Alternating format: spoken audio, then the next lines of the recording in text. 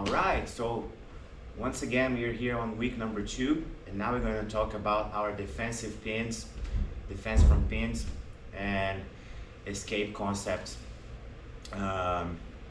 based on our subject of week number 2, which is side control.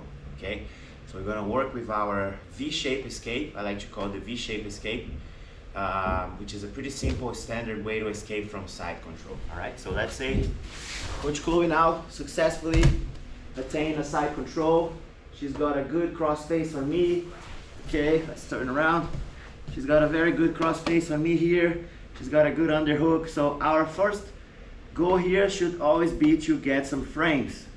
By frames, I mean my forearms will create a wall between myself and her body, okay? One frame can be on the hip, another frame can be on the neck, all right?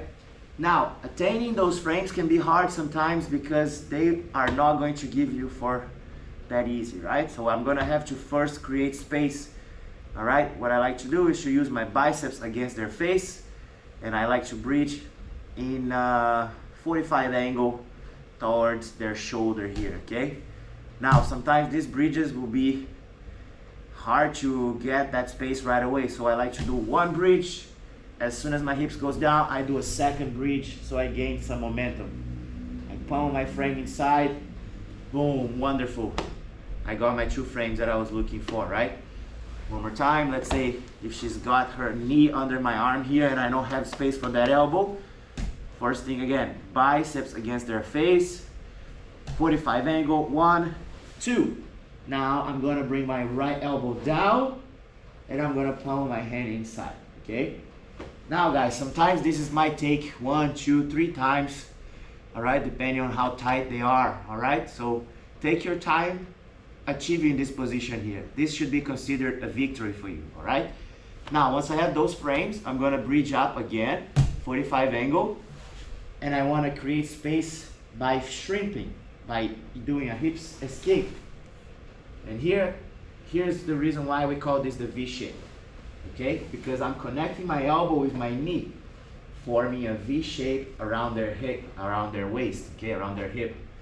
Now, as you can tell, I have enough space now to regain guard. Even if she's super heavy here, my frames will be able to create enough space and regain any sort of guard I want, okay? To keep it simple and to stay connected with our subjects so far, we go back to close guard, all right? There are ways to attack from that escape, which is something we're gonna see from the next video as well, on the next video, okay? So one more time, she's on side control, nice and heavy. I'm gonna bridge up so I can gain my frames, boom, frames inside, boom. Now next step, one more bridge, shrimp out, regain V shape.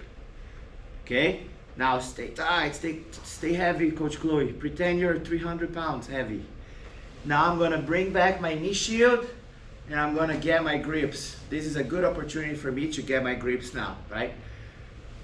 Whichever grips you like. If you like sleeves, collar and sleeve, whatever, okay? Now I'm gonna use my legs to create the space that I need for whichever guard I like. Look at this, we have a connection. Going for a triangle choke. You want to keep it simple, go back to full guard, okay? And one final attack that we can do from that same position, depending how stubborn the person on top can be with this underhook here, it's an armbar, okay? Now that consecutive bridge is going to be essential for this move, okay? We don't want to fully go for a 100% bridge right away, otherwise they will get defensive too early in this stage here, okay? We don't want that. So first thing again, bridge up, get our frames in, okay? In this case, if you can't get your frames inside, maybe their head is super tight and it doesn't allow you to do that.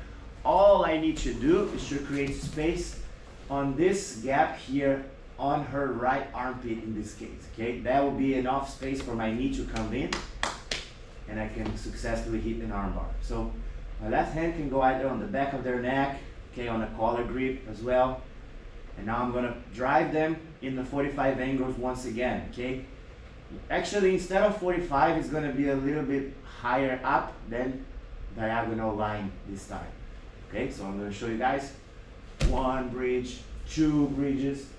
But I feel like on the 3rd bridge she goes up. I can bring my knees inside. And the cool thing is, this collar grip that I achieve here can also turn into a, I would call it a canto choke, right? I can finish with collar control here with a choke, or I can just slide my hands to the thumb and finish this on an armbar, okay?